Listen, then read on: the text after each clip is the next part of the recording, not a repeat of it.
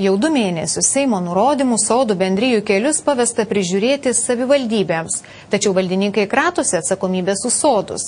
Juose įsikūrė gyventojai kaip anksčiau, valo ir lopo kelius už savo pinigus. Klaipėdos krašto sodų bendrijų keliai nepravažiuojami, sniego pusnis ir ledas žiemą, neįveikiamos duobės kitais metų laikais. Seimūnai teigia palaiminę sprendimą, kaip šias problemas išspręsti. Nuo šių metų sausio 1-osios sodų bendrijų kelius privalo valyti ir tvarkyti savivaldybės, o ne pačios bendrijos. Tuose sodininkų bendrijose yra pakankamai daug ir gyvenamųjų jau namų, kur nesiverčia ta vadinama mėgėjų sodininkystė, o žmonės gyvena. Tai čia daugiau iš tokių žmonių gal yra pageidavimas, būtent tos kelius, kad prižiūrėtų savivaldybės? Aišku, ir iš tokių. Tokių naujovių kratosi ir sodų bendrijų gyventojai ir miestų ar rajonų savivaldybės. Valdininkai sako niekaip nerasantis lėšų papildomai užkrautiems sodų bendrijų kelių valymo ir tvarkymo darbams. Tiesa, kai kuriuose soduose kelių priežiūra jau seniai savivaldybės rūpestis, tačiau sodininkų pastebėjimų darbai tokios prastos kokybės, kad patikėti visų savo gatvių priežiūros savivaldybei nesinori.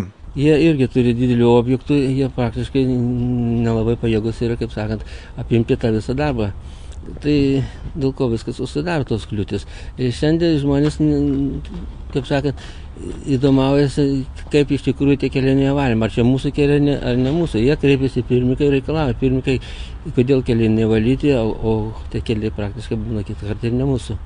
Kol savivaldybės kratosi bendrijų kelių priežiūros, susisiekimo soduose rūpinasi patys sodininkai.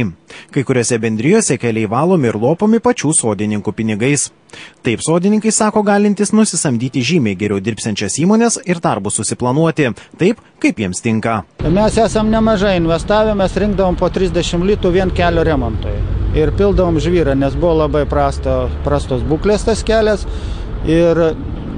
O kaip jie grąžins, jeigu tas kelias yra jų? Ir dabar toks nonsonas. Mes mokam už kelią ir savivaldybė nori, kad mes atliktumėm kadastrinius matavimus kelių ir jie išpirks savo kelią.